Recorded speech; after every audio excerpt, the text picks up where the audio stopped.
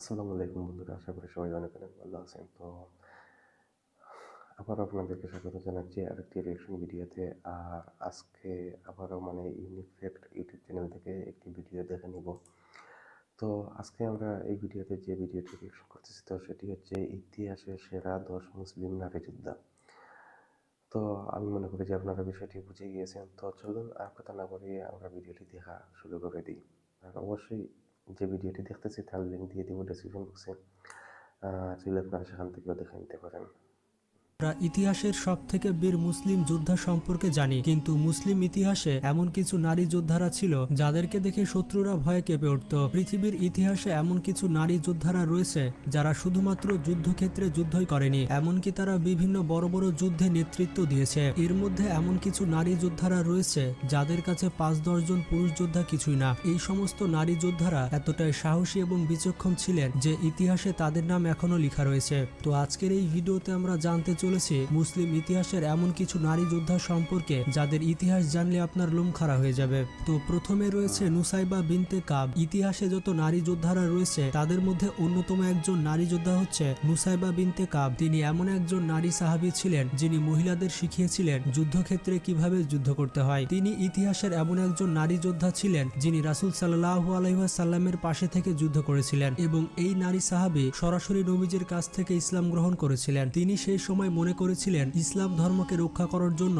নারীদেরও যুদ্ধক্ষেত্রে যাওয়া প্রয়োজন। মুসলিম ইতিহাসে এমন অনেক যুদ্ধ ছিল যে যুদ্ধে তিনি সরাসরি যুদ্ধ করেছিলেন এবং অবাক করা বিষয়টি হচ্ছে উহুদের যুদ্ধে তিনি সবথেকে বেশি ভূমিকা রেখেছিলেন। এই যুদ্ধে তিনি নবীজিকে শত্রুদের হাত থেকে রক্ষা করেছিলেন। অন্য কোনো যুদ্ধে তিনি অন্যান্য নারীদের মতো যোদ্ধাদের পানি পান করা এবং তাদের দেখাশোনা করত, কিন্তু উহুদের যুদ্ধে তিনি এমনভাবে লড়াই করেছিলেন যেটি দেখে সবাই অবাক হয়ে গিয়েছিল। তিনি এক হাতে উন্মুক্ত তরবারি এবং এক হাতে ঢাল নিয়ে যুদ্ধক্ষেত্রে নেমে পড়েছিলেন। তিনি উহুদের যুদ্ধে তার কাঁধে অনেক আঘাত পেয়েছিলেন, কিন্তু তারপরও যুদ্ধক্ষেত্র থেকে তিনি পিছপা হননি। তিনি উহুদের যুদ্ধে নবীজিকে চারিদিক থেকে রক্ষা করেছিলেন। পরবর্তীতে নবীজি একথা সবাইকে বলেছিলেন যে যুদ্ধক্ষেত্রে আমি যেদিকে তাকাচ্ছিলাম সেদিকে দেখতে পেয়েছিলাম যে নুসাইবা আমাকে রক্ষা করছে, এবং তিনি অনেক পুরুষ যোদ্ধাদের থেকেও অনেক ভালো যুদ্ধ করেছিলেন। এমনকি রাসূল নিজে এই নারী সাহাবী এবং যোদ্ধার জন্য দোয়া করেছিলেন। তো এরপরে রয়েছে জয়নব বিনতে আলী। পৃথিবীর ইতিহাসে যত মুসলিম নারী যোদ্ধা ছিল তার মধ্যে অন্যতম একজন নারী যোদ্ধা হচ্ছে জয়নব বিনতে আলী। এই নারী হচ্ছে হযরত আলী রাদিয়াল্লাহু তাআলা আনহু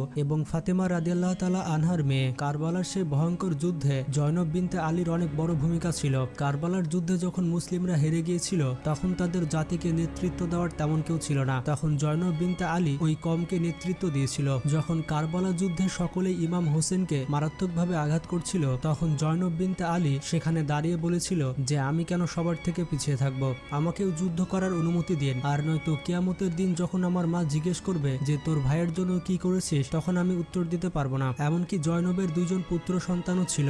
তিনি ইমাম হোসেনকে বললেন আমার পুত্র 2টি তোমার রাস্তাতে কুরবান। ইমাম হোসাইনকে রক্ষা করার জন্য জয়নব বিনতে আলী তার ছোট ছোট 2 সন্তানকে শত্রুদের কাছে পাঠিয়ে দেয় যুদ্ধ করার জন্য। তার এমন সাহসিকতা এবং ধৈর্যের জন্য তাকে ইসলামের মধ্যে অনেক গুরুত্বপূর্ণ একজন নারী হিসেবে ধরা হয় এবং বর্তমানে তার মাজার শরীফ দামেস্কতে রয়েছে। এই মাজার শরীফকে শিয়া এবং সুন্নি সকলেই সম্মান করে থাকে এবং ভালোবেসে থাকে। তো এরপরে রয়েছে খাওলা বিনতে আল আজওয়ার। পৃথিবীর ইতিহাসে সব থেকে সেরা নারী যোদ্ধাদের মধ্যে অন্যতম স্থানে থাকবে খাওলা বিনতে আল আজওয়ার। তিনি ছিলেন একজন প্রতিভাবান কবি, এর পাশাপাশি সাহসী যোদ্ধা। সাহসিকতার দিক দিয়ে তাকে খালিদ বিন ওয়ালিদ রাদিয়াল্লাহু তাআলা আনহুর সাথে তুলনা করা হয়েছে। সেই সময় রূপে গুণে এবং সাহসিকতায় তার মতো দ্বিতীয় কোনো মহিলা ছিল না। তিনি ছিলেন সেই সময় আরবের ধনী পরিবারের সন্তান। সেই সময় বীরত্ব ও সাহসিকতার জন্য তার পরিবারের অনেক সুখ্যাতি ছিল, যার ফলে পারিবারিক সহায়তায় তিনি জ্ঞান এবং সামরিক অনুশীলন পান। ইতিহাসে তার নাম লেখা রয়েছে কারণ তিনি বাইজেন্টাইনদের বিরুদ্ধে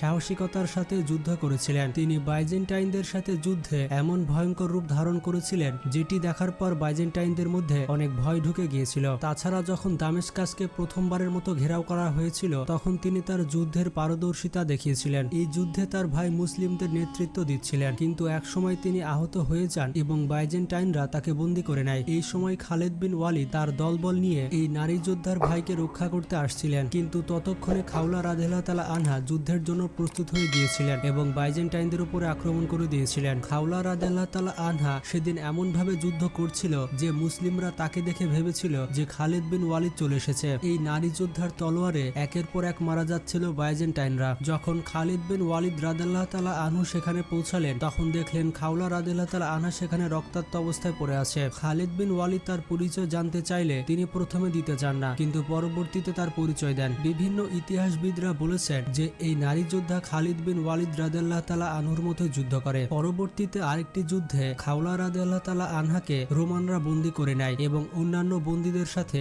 তাদের আস্তানাতে নিয়ে যায়। তখন তিনি অন্যান্য নারীদেরকে তাদের মনে সাহস যোগাতে থাকে এবং সেই সময় সকল নারীরা মিলে তাঁবুর যে খুঁটি ছিল সেই খুঁটিগুলোকে অস্ত্র বানিয়ে নিয়েছিল এবং তারা সবাই মিলে রোমান সৈন্যদেরকে মেরে ফেলেছিল। অবাক করা বিষয়টি হচ্ছে খাওলা রাদিয়াল্লাহু তাআলা আনহা যখন বন্দী ছিলেন তখন এক খ্রিস্টান রাজা তাকে বিবাহের প্রস্তাব দিয়েছিল, কিন্তু খাওলা রাদিয়াল্লাহু তাআলা আনহা ওই খ্রিস্টান রাজা সহ আরো 5 জন সৈন্যকে হত্যা করে ফেলেছিল। তো এরপরে রয়েছে সাইয়েদা আল হুররা। পৃথিবীর ইতিহাসে সব থেকে সেরা নারী যোদ্ধাদের মধ্যে অন্যতম স্থানে থাকবে সাইয়েদা আল হুররা। এছাড়া তিনি মুসলিম ইতিহাসের সব থেকে শক্তিশালী নারীদের মধ্যে একজন ছিলেন। সাইয়েদা আল হুররা নামের অর্থ হচ্ছে স্বাধীন নারী। 1492 খ্রিস্টাব্দে যখন খ্রিস্টানরা স্পেনকে বিজয় করে নেয়, তখন মুসলিমরা সেখান থেকে পালিয়ে এসে মরক্কো এবং তার আশেপাশে বসবাস করতে শুরু করে এবং সেখানেই এই নারী যোদ্ধা একটি সাম্রাজ্য গড়ে তুলেছিল, যেখানে স্পেন থেকে পালিয়ে আসা মুসলমানরা খুব আরামে বসবাস করতে পারবে এবং ওই জায়গার রানী ছিলেন এই মহান নারী যোদ্ধা। এরপর যখন 16 খ্রিস্টাব্দে আন্দালুসিয়ার পতন হয় এবং মুসলমানদের প্রতি অত্যাচার করা হয়, তখন সাইয়েদা আল হুররা জলদস্যুতার পথ বেছে নেন। এরপর তিনি অটোমান সাম্রাজ্যের রাজার সাথে হাত মিলিয়ে স্পেনের উপরে আক্রমণ করে। এই আক্রমণ এতটাই ভয়ঙ্কর ছিল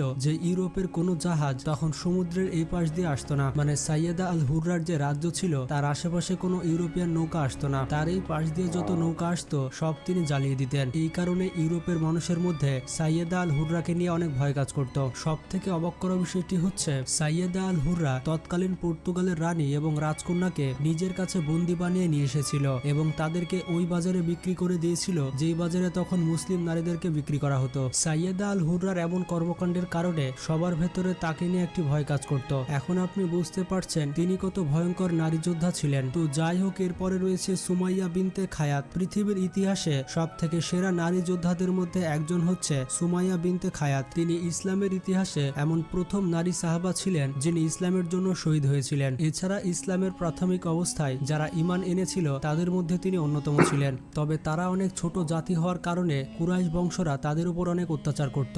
তাছাড়া প্রথমে তিনি একজন দাসী ছিলেন। পরবর্তীতে যখন রাসূল সাল্লাল্লাহু আলাইহি ওয়াসাল্লাম নবুয়ত লাভ করলেন তখন তিনি দাসী থেকে মুক্ত হন এবং সপরিবারে ইসলাম গ্রহণ করেন। সেই সময় যারা ইসলাম গ্রহণ করত তাদেরকে প্রচুর পরিমাণে অত্যাচার করত কুরাইশ বংশের লোকজনেরা। এইরকম ভয়াবহ অবস্থায় এই নারী সাহাবী সবার সামনে প্রকাশ করে দিয়েছিলেন যে তিনি ইসলাম গ্রহণ করেছেন।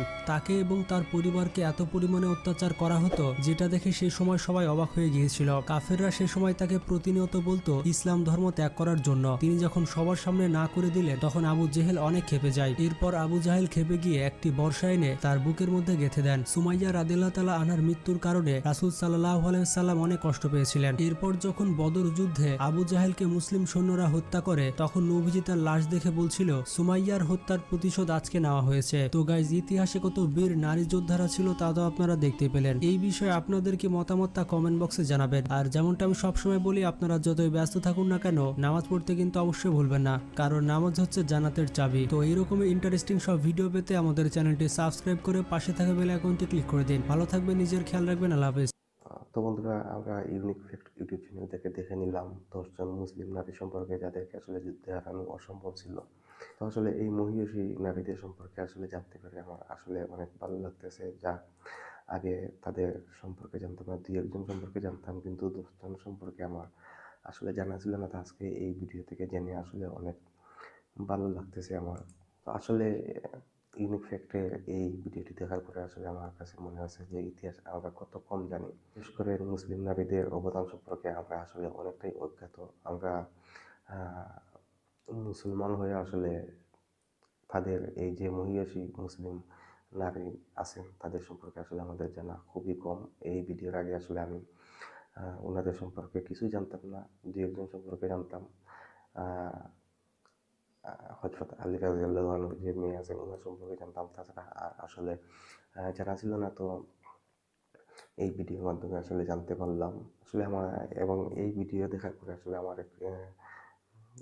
যেটি আসলে মনে হয়েছে যে আমরা অনেক সময় দেখেছি যে অনেকেই আসলে মনে করেন যে ইসলাম নারীদেরকে একদম মানে ঘরের ভিতরে আসলে আবদ্ধ করে রাখে, কিন্তু এই ভিডিওটি আমার কাছে মনে হয় যে এই ভিডিওটি দেখার পরে আমাদের সেই ভুল ধারণাটা অনেকটাই আসলে মানে কমে যাবে। কারণ ইসলাম অবশ্যই মানে সবাইকে সমান অধিকার দিয়েছে, কিন্তু সেটা কিছু নিয়ম কানুনের মধ্যে আছে। অবশ্যই নারীরা, আমরা দেখলাম যে যুদ্ধের মাঠে তারা যুদ্ধ করেছেন, কিন্তু হয়তো তাদের অনেক নিয়ম কানুনের মধ্যেই তারা সেটি করতে পেরেছেন। যার প্রমাণ আসলে আমরা এই ভিডিওতে দেখলাম যে ইসলামে অনেক মহিষী নারী ছিলেন যারা আসলে তাদের প্রয়োজনে তারা কিন্তু আসলে অস্ত্র হাতে নিয়ে যুদ্ধ করেছেন, নেতৃত্ব দিয়েছেন, অন্যায়ের বিরুদ্ধে আসলে দাঁড়িয়েছেন প্রয়োজনের সময়ে। আজকের এই যুগে এসে আমরা যখন আসলে নারীদেরকে এখনও আসলে অনেকেই অনেক দুর্বল ভাবি, তাদের উপরে আসলে অনেক ধরনের অত্যাচার হয়। প্রায় সময় আসলে আমরা মানে পত্রিকার মাধ্যমে, সংবাদ মাধ্যমে দেখতে পাবে যে যৌতুকের কারণে আসলে অনেক নারী আসলে অনেক ধরনের পারিবারিক নির্যাতনের শিকার হচ্ছেন স্বামীর দ্বারা, তারপরে স্বামীর আত্মীয় স্বজনের দ্বারা, এরকম অনেকভাবেই আসলে তারা নির্যাতিত হচ্ছেন। কিন্তু আজ থেকে কত শত বছর আগে এই নারীরাই কিন্তু যুদ্ধের মাঠে যুদ্ধ করেছেন, লড়েছেন, এবং তারা ইসলামের জন্য, ন্যায়ের জন্য তারা আসলে সেই সময় মাঠে যুদ্ধ করেছেন।